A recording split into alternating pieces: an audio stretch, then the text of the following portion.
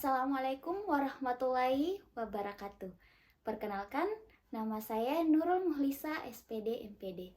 Saya merupakan dosen program studi pendidikan guru sekolah dasar Universitas Negeri Makassar. Spesialisasi saya mengajar pada bidang penelitian dan evaluasi pendidikan. Pada video ini, saya akan menyampaikan tentang pengajaran saya dengan menggunakan metode DIA, yaitu Delivery, Interaction, and Assessment. Pada kesempatan ini, saya akan mendeskripsikan salah satu mata kuliah saya yang berbobot 3 SKS, yaitu mata kuliah Metodologi Penelitian Pendidikan di SD. Mata kuliah Metodologi Penelitian Pendidikan di SD bertujuan untuk membekali mahasiswa dengan kemampuan untuk merancang, mengembangkan, dan melaksanakan penelitian pendidikan di sekolah dasar, khususnya untuk memperbaiki pembelajaran di SD. Adapun capaian pembelajaran mata kuliah ini adalah 1. Menunjukkan sikap bertanggung jawab atas pekerjaan di bidang keahliannya secara mandiri. 2. Menguasai konsep dasar dan prosedur penelitian yang dapat memformulasikan penyelesaian permasalahan pendidikan di sekolah dasar. 3. Mampu menyusun proposal penelitian. 4. Mampu merancang dan menyusun proposal penelitian bidang pendidikan di SD. Kemampuan akhir tiap tahapan belajar yang diharapkan adalah mahasiswa mampu membedakan pendekatan penelitian kuantitatif dan kualitatif, membedakan skala pengukuran, membedakan penelitian deskriptif, kualitatif, dan kuantitatif, menganalisis penelitian tindakan kelas, menganalisis penelitian eksperimen, menganalisis penelitian korelasional, menganalisis penelitian R&D, menganalisis masalah penelitian, menguraikan kajian teori yang menjadi landasan penelitian, menganalisis metode penelitian yang sesuai untuk menyelesaikan masalah penelitian, menyusun proposal penelitian secara mandiri sesuai dengan pedoman penulisan tugas akhir mahasiswa Universitas Negeri Makassar. Materi pembelajaran pada mata kuliah Metodologi Penelitian Pendidikan di SD adalah pendekatan penelitian, skala pengukuran, jenis-jenis penelitian, latar belakang, rumusan masalah, tujuan penelitian dan manfaat penelitian, kajian teori, kerangka pikir atau kerangka konsep, dan hipotesis penelitian, populasi dan sampel penelitian atau subjek penelitian, variabel dan definisi operasional variabel, fokus penelitian dan deskripsi fokus penelitian, teknik pengumpulan data dan instrumen penelitian, teknik analisis data, dan pengabsahan data penelitian. Selanjutnya, saya akan menjelaskan teknik pengajaran saya dengan menggunakan metode DIA. Yang pertama, delivery, yaitu bagaimana cara saya menyampaikan materi perkuliahan kepada mahasiswa. Saya menggunakan beberapa metode pembelajaran untuk menyampaikan materi perkuliahan saya. Yang pertama, saya menyampaikan perkuliahan melalui ceramah secara tatap muka dengan menggunakan modul yang telah saya susun sendiri. Dan saya juga telah menyiapkan materi dan video di LMS yang dapat diakses oleh mahasiswa secara mandiri, sehingga selain mahasiswa dapat memahami materi dengan baik di kelas, mahasiswa juga dapat kembali mengakses materi secara mandiri melalui LMS untuk pemahaman yang lebih mendalam. Yang kedua, saya menggunakan case method. Setiap pekannya, saya memberikan masalah yang diselesaikan oleh mahasiswa untuk merangsang berpikir kritis mahasiswa. Terdapat masalah yang diselesaikan oleh mahasiswa secara individu dan juga berkelompok, sehingga mahasiswa memiliki kemampuan untuk menyelesaikan suatu masalah secara mandiri dan juga bekerja sama dalam kelompok untuk menyelesaikan suatu masalah. Yang ketiga, saya menggunakan project based learning. Saya memberikan proyek secara individu berupa penyusunan proposal penelitian sesuai dengan capaian pembelajaran yang diharapkan, sehingga mahasiswa dapat memiliki kemampuan dalam menyusun proposal penelitian secara mandiri, yang tentunya akan bermanfaat pada saat penyusunan skripsi mahasiswa ke depannya. Yang kedua, interaction. Bagaimana saya berinteraksi dengan mahasiswa? Pada mata kuliah ini terdapat beberapa saluran komunikasi yang saya gunakan. Yang pertama, di dalam kelas. Saya merangsang mahasiswa untuk berpartisipasi secara aktif, baik itu bertanya atau berpendapat tentang suatu topik agar proses pembelajaran berjalan komunikatif dengan cara memberikan suatu pertanyaan atau topik yang merangsang rasa ingin tahu dan berpikir kritis mahasiswa. Yang kedua, saya menggunakan LMS. Di universitas saya terdapat LMS yang disebut Syam-Oke. Pada LMS tersebut, mahasiswa dapat mengakses materi, video, dan mengerjakan kuis. Kemudian, saya dan mahasiswa juga dapat berdiskusi melalui forum diskusi yang telah saya sediakan. Selanjutnya, saya juga memberikan feedback atas tugas yang telah diserahkan oleh mahasiswa melalui LMS. Yang ketiga, saya menggunakan media WhatsApp sebagai sarana diskusi antara saya dan mahasiswa untuk mendiskusikan hal-hal yang terkait mata kuliah ini. Yang terakhir, saya memberikan pembimbingan khusus dalam penyusunan proposal penelitian untuk setiap mahasiswa, mulai dari pembimbingan penentuan judul penelitian hingga proposal penelitiannya jadi. Saya membimbing mahasiswa di kelas dan juga melalui aplikasi WhatsApp. Yang ketiga, asesmen. Bagaimana saya menilai mahasiswa? Pada pertemuan pertama perkuliahan, saya selalu menyampaikan kontrak perkuliahan yang telah disepakati bersama antara saya dan mahasiswa. Pada kontrak perkuliahan tersebut, saya menyampaikan indikator capaian pembelajaran yang harus dicapai oleh mahasiswa dan bobot penilaian saya terhadap mahasiswa. Sehingga sejak pertemuan awal mahasiswa telah mengetahui dan diharapkan mampu membuat strategi agar perkuliahan mereka dapat berjalan lancar dan mendapat nilai yang memuaskan. Berikut bobot penilaian yang saya sampaikan kepada mahasiswa.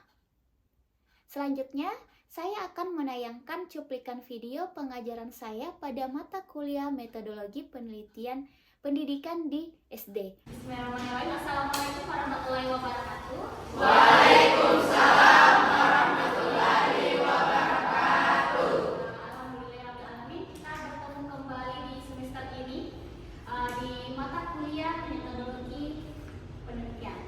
Jadi sebenarnya alangkah beruntungnya kalian telah memprogramkan mata kuliah metodologi penelitian, karena melalui mata kuliah ini kalian akan belajar bagaimana meneliti dengan baik, bagaimana meneliti dengan cepat, tentunya bagaimana menyusun skripsi dengan cepat.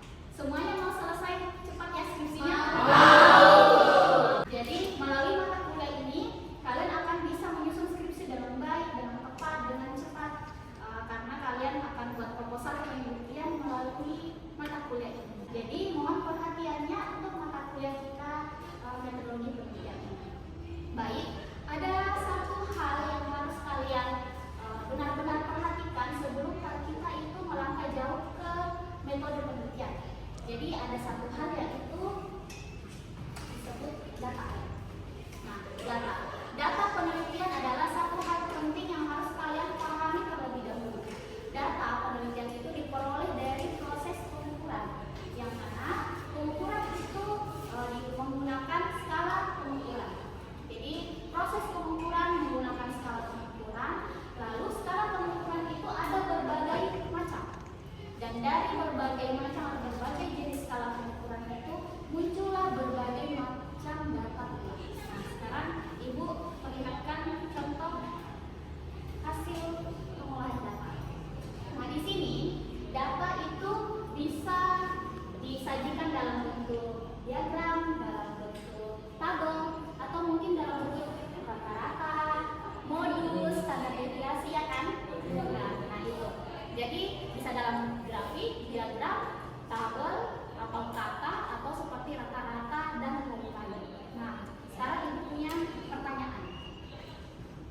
Apakah ada di antara kalian yang pernah bilang rata-rata di kelas ini perempuan? Mungkin mengatakan rata-rata yang suka main game adalah laki-laki. Nah, sekarang pertanyaan selanjutnya, apakah pernyataan tersebut tepat? Nah, itu akan kita bahas di pertemuan hari ini. Pokok bahasan kita hari ini adalah skala pengukuran, yang mana indikator capaiannya adalah kalian diharapkan mampu membedakan skala pengukuran.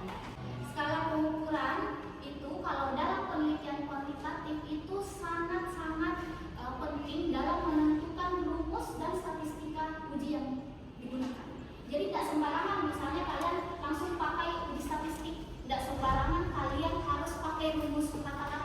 Tidak. Kalian harus tahu dulu jenis datanya seperti apa, skala pengukurannya apa, baru kalian bisa memutuskan oh ini bisa dicari modusnya atau oh ini bisa dicari rata-ratanya. Tidak semua data itu bisa dicari rata-ratanya, tidak semua data itu bisa dikali, tidak semua data itu misalnya pakai rumus uji T atau pakai ANAFA atau pakai yang lainnya atau pakai regresi. Tidak semua. Jadi ada yang dinamakan skala pengukuran yang menentukan statistika uji atau rumus yang harus kalian gunakan. Jadi nggak sembarangan, harus paham dulu skala pengukurannya apa. Nah, skala pengukuran itu terbagi 4, ada nominal, ordinal, interval, dan rasio. Di sini berbentuk tanda ya, karena ini ada tingkatannya. Jadi nominal itu adalah skala pengukuran yang paling sederhana, jadi itu yang paling bawah. Lalu di atasnya ada ordinal, interval, dan yang paling kompleks adalah rasio. Jadi itulah kenapa dia bertingkat seperti ini, karena memang itu ada tingkatannya. Dan bisa disederhanakan, karena ini bertingkat. Jadi kalau datanya interval atau skala pengukuran interval itu bisa disederhanakan menjadi ordinal. Tapi kalau dari ordinal ke interval nggak bisa, karena dia stratanya lebih rendah, tingkatannya lebih rendah daripada interval. Kalau interval ke ordinal disederhanakan bisa. Nah itu bedanya. Kemudian kalau dari segi perbedaan masing-masing, nah nominal. Kalau nominal di sini hanya bisa mengklasifikasikan atau hanya bisa mengkategorikan. Contohnya kelompok 1, kelompok 2, dan tidak bisa dibandingkan. Tidak bisa dibandingkan kalau misalnya kelompok 1 itu lebih bagus daripada kelompok 2 atau kelompok 2 lebih bagus dari kelompok 1. Tidak bisa. Hanya bisa mengelompokkan, oh ini kelompok 1, ini kelompok 2, tanpa bisa membandingkan yang mana lebih baik. Nah, kalau ordinal itu selain klasifikasi atau pengkategorian, sudah bisa dilihat peringkatnya. Jadi, kalau di ordinal sudah bisa kelihatan yang mana yang lebih baik daripada yang lainnya. Ada pengelompokannya, sudah bisa menyimpulkan oh kelompok 1 itu lebih bagus dari kelompok 2. Nah, itu kalau ordinal. Tapi kalau interval ada lagi, selain sudah ada klasifikasi, ada peringkat, ada jaraknya sama. Jarak sama dalam artian seperti ini. Saya skala 1, 2, 3. 1 ke 2 itu jaraknya berapa spasinya? 1 ke 2, 1. 2 ke 3 juga 1. Nah itu berarti jaraknya sama. Nah itu artinya interval. Tidak semua skala punya jarak yang sama seperti itu. Ordinal dan nominal itu tidak punya. Nah kemudian rasio, nah ini yang paling tingkatan paling atas, jadi punya semuanya. Bisa mengklasifikasikan, peringkat juga oke, jaraknya juga sama, tapi punya 0 mutlak. Nah apa yang dikatakan 0 mutlak? 0 mutlak itu adalah 0 yang sebenar-benarnya. Berarti benar-benar tidak ada apa-apa. 0. Selanjutnya agar kalian bisa memahami lebih jauh mengenai keempat skala ini, maka itu akan buat 4 kelompok. Setiap kelompok akan menyelesaikan sebuah masalah yang berbeda.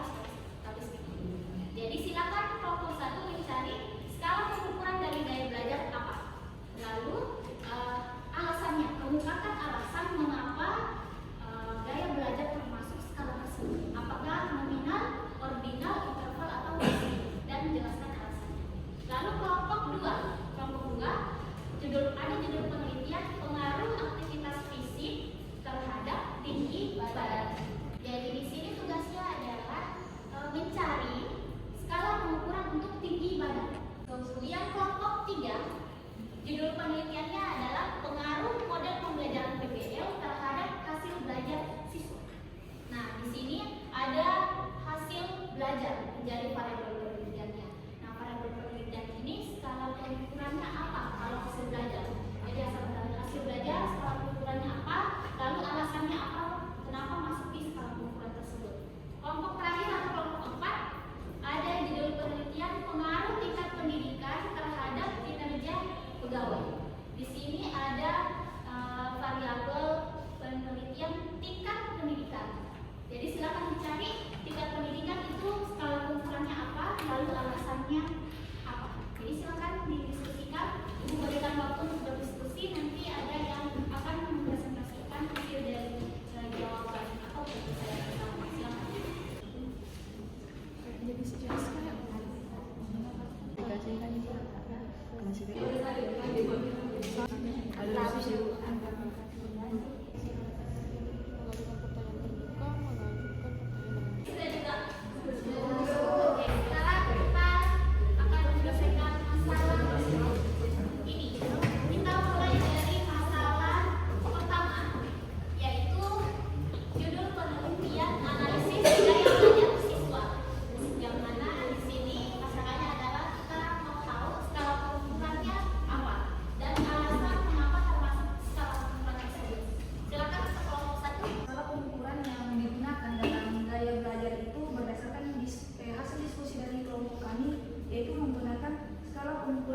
ordinal dengan alasan di mana dalam menganalisis gaya belajar ini dalam menganalisis gaya belajar siswa itu kita menggunakan instrumen angket, dan di dalam angket nanti itu kita dapat mengetahui tingkat kepuasan atau tingkat kesesuaian dari gaya belajar yang dilakukan oleh dari macam-macam gaya belajar yang dilakukan oleh siswa. Terima kasih.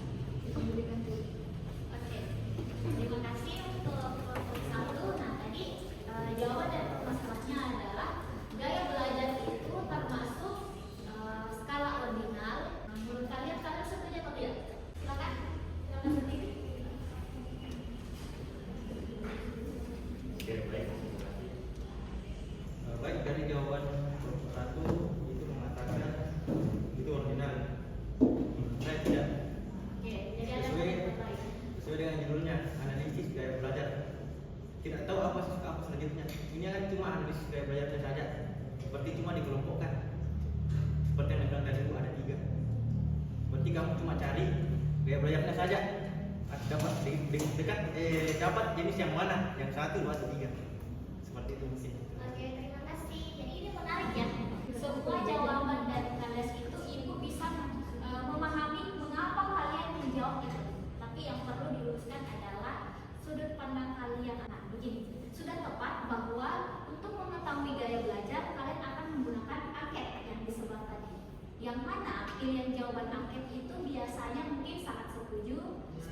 Kalau dari pilihan jawabannya yang tadi ada salah setuju, ragu-ragu, cocok kalau itu skala ordinal karena itu ada tingkatannya. Tapi di sini masalahnya adalah bukan yang itu, tapi gaya belajarnya.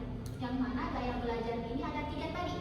Ada kinestetik, audio, visual. Nah, bagaimana caranya kita mengetahui gaya belajarnya itu apa? Memang siswa tidak langsung menjawab saya gaya belajar visual atau saya belajar kinestetik. Tetapi ada pernyataannya misalnya saya suka belajar yang ada gambar misalnya.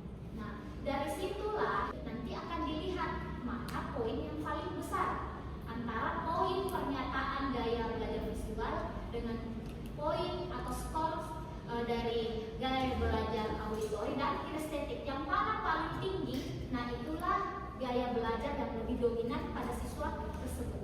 Jadi di sini kalau dari penjelasan ibu, ini mau dikelompokkan atau mau peringkat? Iya, jadi tujuannya adalah ingin mengelompokkan apakah siswa tersebut audio, visual atau kinestetik. Jadi jawaban dari penyelesaian masalah, jawaban dari masalah untuk judul penelitian pertama skala pengukurannya adalah skala nominal, karena tujuannya adalah untuk mengelompokkan, dan kita tidak bisa bilang bahwa gaya belajar audio lebih baik dari gaya belajar visual. Inti dari skala ordinal kita sudah bisa membandingkan mana yang lebih baik dan yang lainnya. Sedangkan gaya siswa punya gaya belajar masing-masing.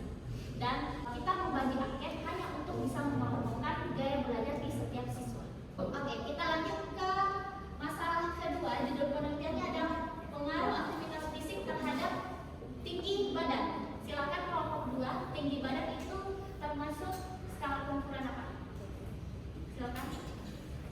Dari permasalahan dari kelompok kami yaitu pengaruh aktivitas fisik terhadap tinggi badan. Nah, skala pengukuran yang kami sepakati dari kelompok kami yaitu skala pengukuran rasio. Kenapa? Mutlak. Maksud dari sini yaitu tidak ada tinggi badannya yang 0.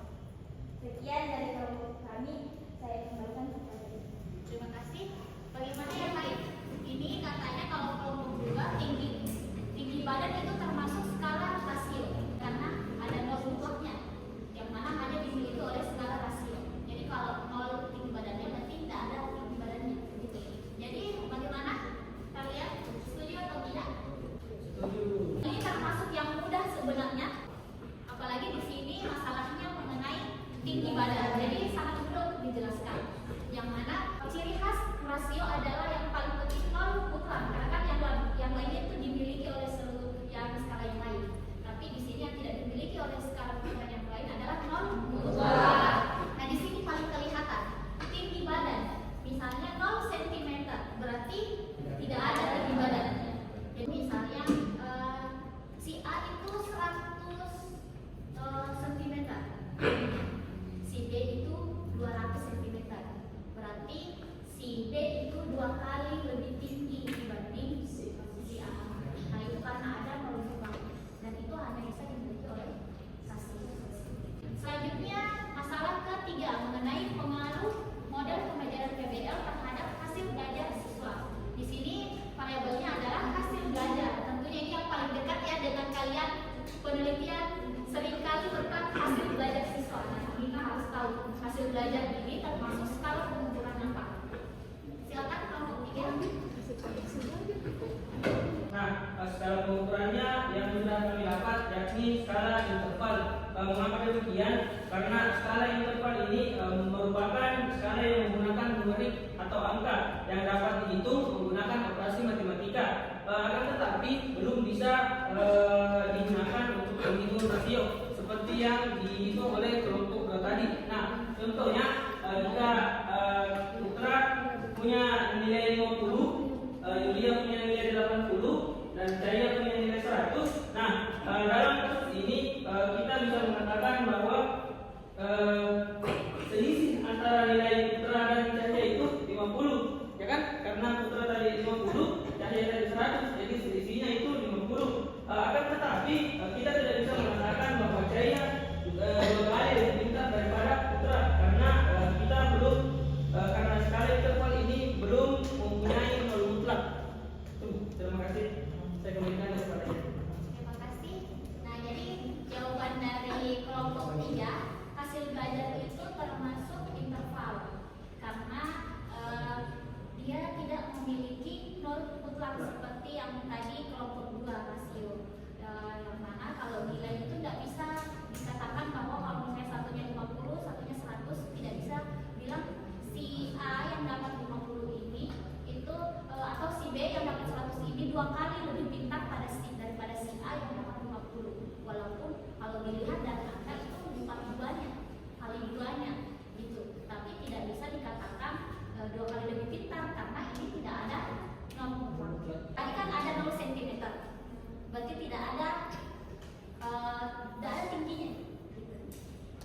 Kalau nilainya 0, apakah ibu bisa bilang bahwa si A ini yang dapat 0 itu tidak memiliki pengetahuan sama sekali? Tidak. Bagaimana menurut kalian? Sudah tepat yang dikatakan oleh kelompok 3? Setuju? Contoh lain, misalnya jam 00. Apakah ibu bisa bilang itu tidak ada jam? Jam 00 itu menunjukkan jam berapa? 12 apa? Jam 12 malam. Berarti itu interval. Karena nolnya itu punya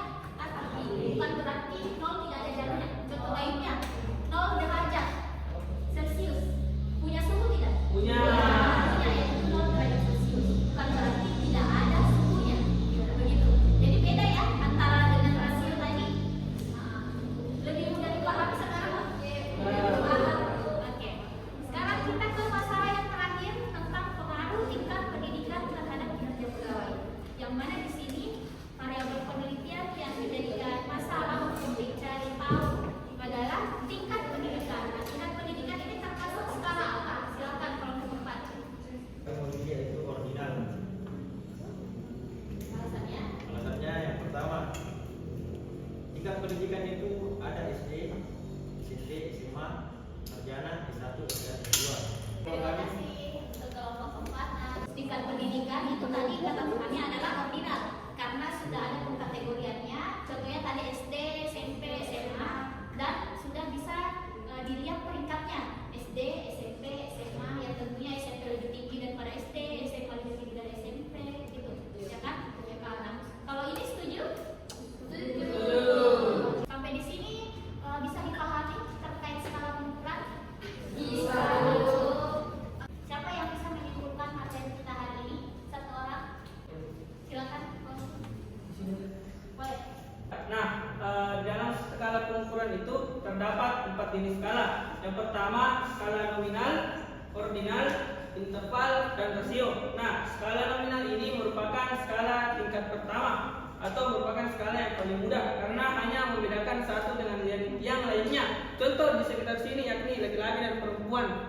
Nah, sebatas itu saja. Nah, yang kedua, skala ordinal. Skala ordinal ini menunjukkan tingkat kepuasan atau menunjukkan urutan atau tingkat yang telah diukur. Seperti setelah kita mengunjungi suatu toko dan juga dibagikan angket, maka di dalam angket itu ada isinya pelayanan. Contoh angketnya angket pelayanan toko. Nah, itu bisa jadi puas, sangat puas, puas, kurang puas, dan tidak puas. Nah, itu merupakan skala ordinal. Nah, skala interval itu yang seperti tadi saya jelaskan, yakni menggunakan numerik atau angka.